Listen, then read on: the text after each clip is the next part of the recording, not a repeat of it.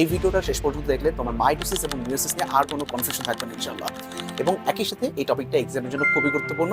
So শেষ পর্যন্ত দেখতে থাকো। হ্যালো, আসসালামু আলাইকুম সবাইকে। কি অবস্থা সবার? আশা করি সবাই অনেক ভালো আছো। আমাদের আজকের এই ভিডিওটা মূলত দুটো কোষ বিভাজনকে নিয়ে, একটা হচ্ছে মাইটোসিস আর একটা মিয়োসিস।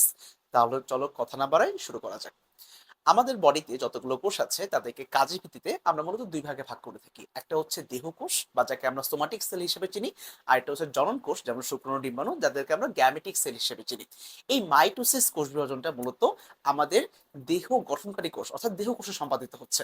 ঠিক আছে, এখন মাইটোসিস কাকে বলে? মাইটোসিস হচ্ছে এমন এক ধরনের কোষ বিভাজন যে কোষ বিভাজনে আমাদের মাতৃকোষ সে এই নিউক্লিয়াস এবং ক্রোমোজোম মাত্র একবার বিভাজিত হয়ে সে এমন দুটো অপত্য কোষ তৈরি করবে যার ক্রোমোজোম সংখ্যা হুবহু মাতৃকোষের সমান থাকবে। আমরা কি জানি যে মানব দেহের প্রত্যেকটা কোষে ক্রোমোজোম কতগুলো থাকে? 46টা থাকে।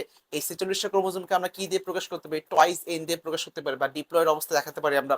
তাহলে খেয়াল করে দেখো, এই যে যে কোষটা বিভাজিত হচ্ছে তাকে আমরা মাতৃকোষ বলবো। তাহলে মাতৃকোষে এখন ক্রোমোজোম কতগুলো আছে? 46টা বা টয়েস এন। এখানে মাতৃকোষের নিউক্লিয়াস এবং ক্রোমোজোম তারা একবার বিভাজিত হয়েছে। একবার বিভাজিত হয়ে তারা নতুন যে দুটো কোষ তৈরি করেছে তাদেরকে আমরা কি বলবো?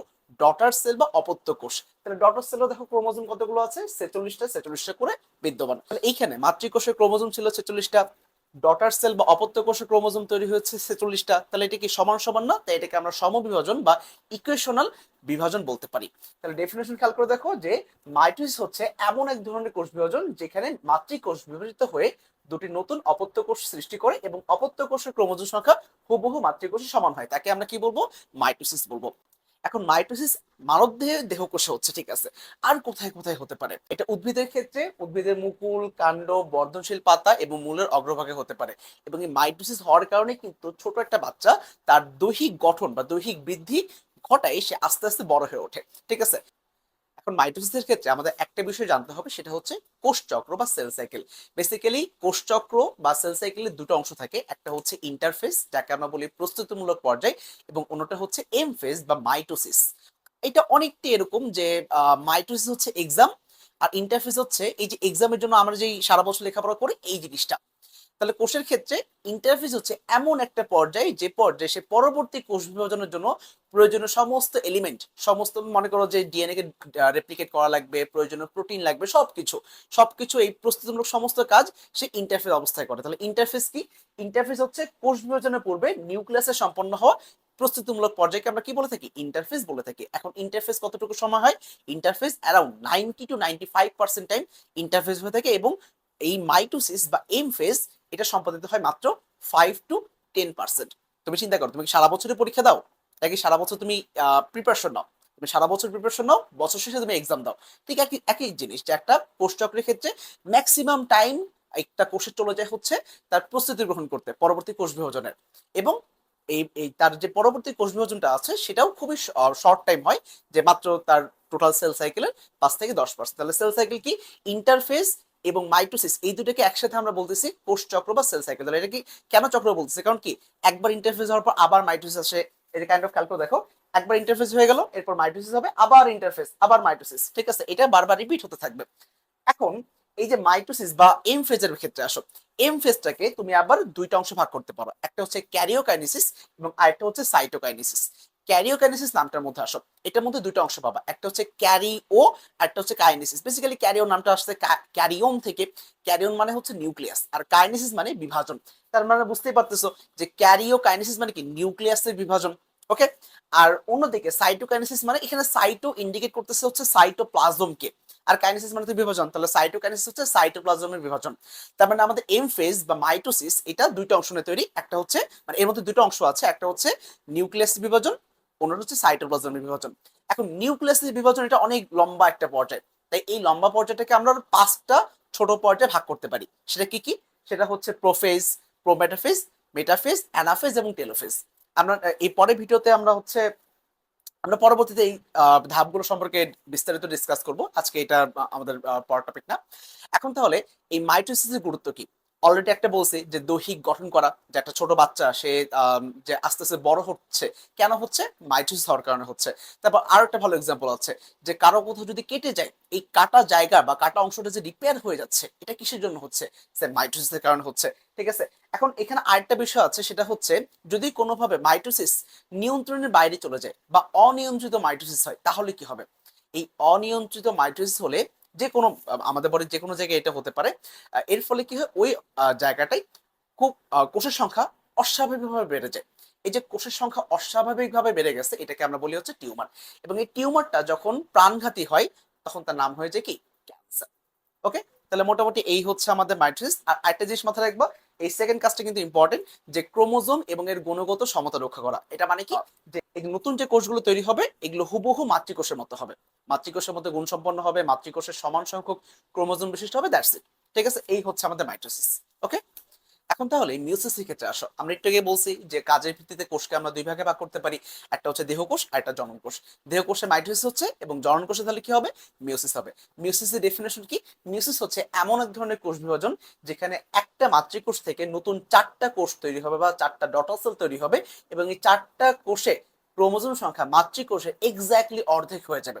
ঠিক আছে, তাহলে আমাদের মাতৃকোষের ক্রোমোজোম কতগুলো থাকবে? আমরা জানি আমাদের মানব দেহে ক্রোমোজোম 46টা, তাহলে মাতৃকোষের ক্রোমোজোম থাকবে 46টা বা ট্রাইজেন বা ডিপ্লয়েড।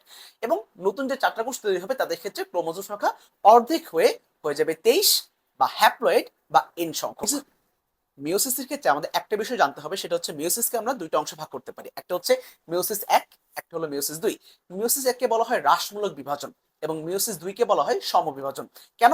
কারণ মিওসিস একের ক্ষেত্রে আমাদের যে মাতৃকোষ থাকবে, সেই মাতৃকোষ থেকে নতুন যে দুটো কোষ তৈরি হবে বা নতুন যে দুটো অপত্য কোষ তৈরি হবে, তাদের ক্রোমোজোম সংখ্যা এক্স্যাক্টলি মাতৃকোষের অর্ধেক হয়ে যাবে। যেমন এই ছবিটা খেয়াল করে দেখতে পারো। আচ্ছা, তোমাদের বোর্ডে কিন্তু দুই টাইপের ছবি আসতে পারে। ঠিক আছে, এরকম ছবি দিয়ে বলতে পারে যেটা কোন টাইপের বিভাজন, সেটা ব্যাখ্যা করো। ঠিক আছে, তাহলে দুইটা ছবি শিখে রাখা অনেক ভালো। তোমাদের তাহলে এখানে খেয়াল করে দেখো, আমাদের এখানে ক্রোমোজোম কতগুলো আছে? ক্রোমোজোম অ্যাকচুয়ালি ট্রাইজেন বা 46টা আছে। 46টা তো আঁকা পসিবল না, দ্যাটস আমরা কয়টা আঁকছি? এখানে চারটা আঁকছি। ঠিক আছে, এখন এই যে প্রথম যে কোষ বিভাজন বা মিউস একের ক্ষেত্রে একটা মাতৃকোষ থেকে দুটো কোষ তৈরি হবে। তাহলে এখানে যে দুটো কোষ তৈরি হচ্ছে, দেখো তো এখানে ক্রোমোজোম কতগুলো? আগে ছিল চারটা, এবার ক্রোমোজোম কয়টা হয়ে গেছে? এখানে দুইটা, এখানে দুইটা। তাহলে মিওসিস একের ক্ষেত্রে এখানে আমাদের ক্রোমোজোম ছিল 46টা, কমে গিয়ে কত হয়ে গেছে? 23টা হয়ে গেছে। এখন যেহেতু ক্রোমোজোম সংখ্যা কমে গেছে, দ্যাটস ওয়াই মিওসিস এককে আমরা কি বলবো? হ্রাসমূলক বিভাজন বলবো। এবং মিওসিস দুই এর ক্ষেত্রে এখানে খেয়াল করে দেখো, আমাদের ক্রোমোজোম এখানে ছিল হচ্ছে 23টা, এই 23টা থেকে নতুন যে দুটো কোষ তৈরি হচ্ছে, তাদের ক্ষেত্রে কিন্তু ক্রোমোজোম 23টা করেই আছে। ঠিক আছে, তাহলে এখানে এন সংখ্যক ক্রোমোজোম থেকে নতুন যে দুটো কোষ তৈরি হচ্ছে, তাদের ক্ষেত্রেও এন সংখ্যক ক্রোমোজোমই তৈরি হচ্ছে। ওকে, তাহলে যেহেতু 23টা ক্রোমোজোম থেকে বা 23টা ক্রোমোজোম বিশিষ্ট কোষ থেকে 23টা ক্রোমোজোম বিশিষ্ট কোষই তৈরি হচ্ছে, দ্যাটস ওয়াই এই কোষ বিভাজনকে আমরা কি বলবো? সমবিভাজন বলবো বা ইকুয়েশনাল ডিভিশন বলবো। ঠিক আছে, তাহলে এখন ছবি কিন্তু তোমাদের দুইটাই প্র্যাকটিস করতে হবে, একটু ভালো করে প্র্যাকটিস করবো। আচ্ছা, এখানে একটা বিষয় মাথায় রাখবা, সেটা হচ্ছে মাইটোসিসের ক্ষেত্রে নিউক্লিয়াস এবং ক্রোমোজোম দুইটাই কিন্তু একবার করে বিভাজিত হচ্ছিল।